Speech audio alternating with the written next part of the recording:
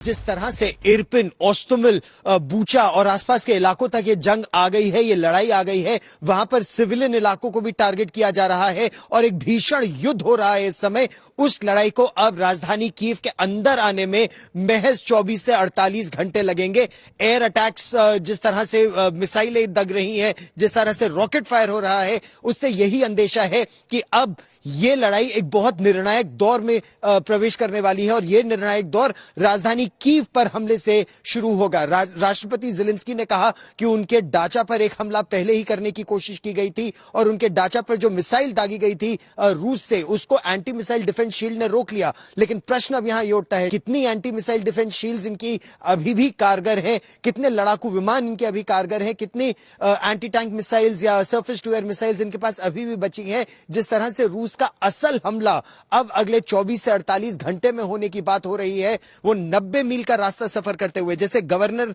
कुलेवा ने हमको बताया था कि जो ये हमला हो रहा है ये दो दिशाओं से उत्तर से मुख्य तौर पर हो रहा है, लेकिन क्या असल अटैक एक और दक्षिण और पूर्व की तरफ से भी होने वाला है और तीन तरफ से राजधानी की। जिस तरह से इरपिन, ओस्तुमिल, बूचा और आसपास के इलाकों तक ये जंग आ गई है, ये लड़ाई आ गई है, वहां पर सिविलियन इलाकों को भी टारगेट किया जा रहा है और एक भीषण युद्ध हो रहा है इस समय। उस लड़ाई को अब राजधानी कीव के अंदर आने में महज 24 से 48 घंटे लगेंगे। एयर अटैक्स, जिस तरह से मिसाइलें दग रही हैं, जिस तरह से रॉकेट फायर हो रहा है, उससे यही अंदेशा है कि अब ये लड़ाई एक बहुत निर्णायक दौर में प्रवेश करने वाली है और ये निर्णायक दौर राजधानी कीव पर हमले से शुरू होगा। राष्ट्रपति ज़ेलेंस्की ने कहा कि उनके डाचा पर एक हमला पहले ही करने की कोशिश की गई थी और उनके डाचा पर जो मिसाइल दागी गई थी रूस से, उसको एंटी मिसाइल डिफेंस शील्ड ने रोक लिया। लेकिन प्रश्न अब यहां ये उठता है, कितनी एंटी मिसाइल डिफेंस शील्ड इनकी अभी भी कारगर है,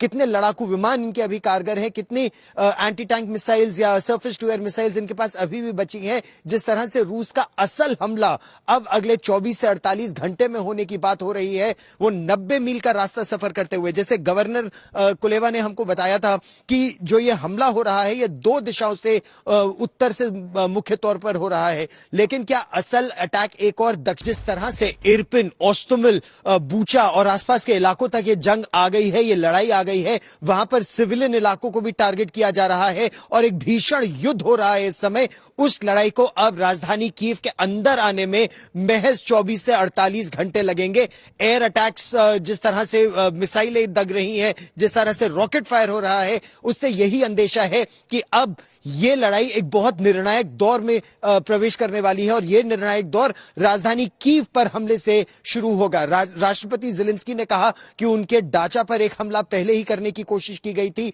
और उनके डाचा पर जो मिसाइल दागी गई थी रूस से, उसको एंटी मिसाइल डिफेंस शील्ड ने रोक लिया। लेकिन प्रश्न अब यहां ये उठता है, कितनी एंटी मिसाइल डिफेंस शील्ड इनकी अभी भी कारगर है, कितने लड़ाकू विमान इनके अभी कारगर है, कितनी एंटी टैंक मिसाइल्स या सरफेस टू एयर मिसाइल्स इनके पास अभी भी बची हैं। जिस तरह से रूस का असल हमला अब अगले 24 से 48 घंटे में होने की बात हो रही है, वो 90 मील का रास्ता सफर करते हुए, जैसे गवर्नर कुलेवा ने हमको बताया था कि जो ये हमला हो रहा है ये दो दिशाओं से उत्तर से मुख्य तौर पर हो रहा है, लेकिन क्या असल अटैक एक और दक्षिण और पूर्व की तरफ से भी होने वाला है और तीन तरफ से राजधानी कीव घिर जाएगी। ये सबसे बड़ा खतरा कीव में समय लोगों को सता रहा है और महिलाएं और बच्चे ज्यादातर यहां से निकल चुके हैं, केवल पुरुष और वो भी इस शहर की रक्षा के लिए अभी यहां तैनात है।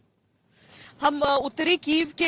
एक रिहायशी इलाके में इस समय गुजर रहे हैं और आपको हम बताएं तो यहाँ पर आपको बुजुर्ग भी दिख जाएंगे, बच्चे भी दिख रहे हैं मुझे पार्क्स में। और दूसरी तरफ अगर मोहसिन कैमरा करेंगे तो आपको एटीएम के बाहर की वो लंबी लाइन लोगों की दिखेगी जो इस समय वहां पर खड़े हैं कि शायद कुछ कैश हाथ में आ जाए। मेडिकल दुकानें भी यहाँ पर खुली हुई है और कन्वीनियंस स्टोर्स भी यहाँ पर खुले हैं। सीज फायर का जो समय है उसका इस्तेमाल करते हुए ये उत्तरी इलाका आप समझिए, तो यहाँ पर जैसे जैसे और उत्तर की ओर हम बढ़ रहे हैं तो और ज्यादा संघर्ष वाले इलाके से हम हमारी दूरी खत्म होती जाएगी। विजुअल हम आपको तस्वीरें दिखाते रहे इस पूरे इलाके की। एक तरफ आपको जंगल ही जंगल दिखेंगे और दूसरी तरफ जो आप पीछे छूटती हुई उन रिहायशी इमारतों को, उन बिल्डिंग्स को आप देख सकते हैं। कुछ लोग आपको टहलते हुए भी दिखेंगे। पानी जैसी चीजें, जो ये सामान्य चीजें होती हैं, पानी, खाना, वैसी चीजें आपको दिख जाएंगी। और अगर हम थोड़ा सा और आगे अभी बढ़ेंगे तो यहाँ पर देखिए आपको बसेस वगैरह दिख रही हैं, बसेस में बैठने के लिए लोग तत्पर दिख रहे हैं। और मोहसिन आपको बस कुछ देखिए, कतार में वो सारी बसेस भी आपको दिख रही हैं, एक एक करके ये बसें यहाँ से निकालने के लिए लोगों को लगाई गई है, जितने लोग यहाँ से निकल सके, जा सके। इधर एक एम्बुलेंस भी आपको दिख रहा है इस इलाके में।